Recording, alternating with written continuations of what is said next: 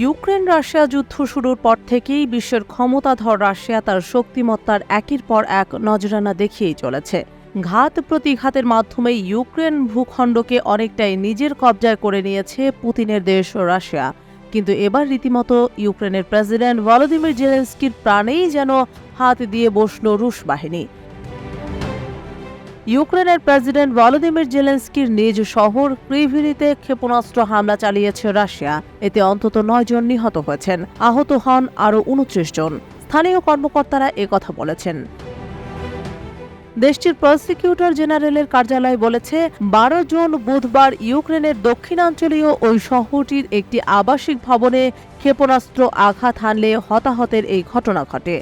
আহত ব্যক্তিদের মধ্যে 5 শিশুও রয়েছে। এর আগে এ ঘটনায় 4 জন নিখোঁজ হওয়ার খবর পাওয়া যায়।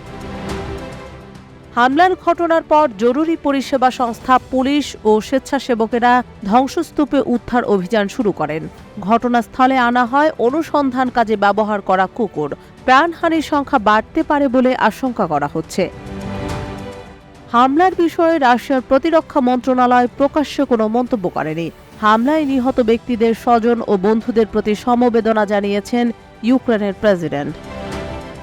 জেলেনস্কি বলেন, প্রতিদিন প্রতি ঘণ্টায় রাশিয়ার সন্ত্রাসী কর্মকাণ্ড প্রমাণ করে অংশীদারদের সঙ্গে নিয়ে ইউক্রেনকে অবশ্যই তার আকাশ প্রতিরক্ষা ব্যবস্থাকে শক্তিশালী করতে হবে।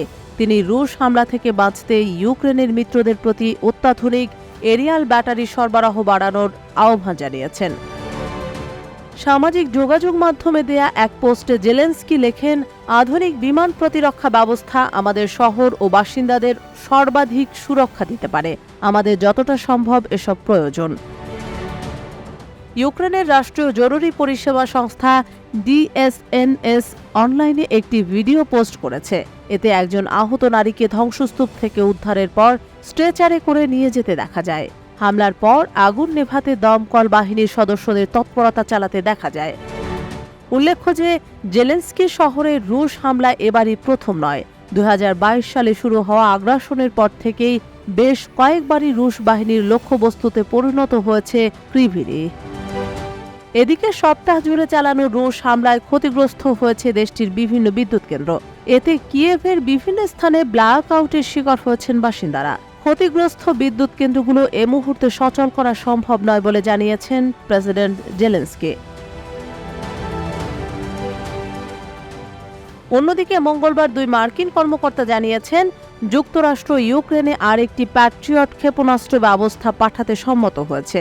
জানা গেছে, বৃহস্পতিবার ইতালিতে শুরু হওয়া বার্ষিক গ্রুপ অফ 7 বা G7 শীর্ষ সম্মেলনে ইউক্রেনকে সহায়তার বিষয়টি প্রাধান্য পাবে।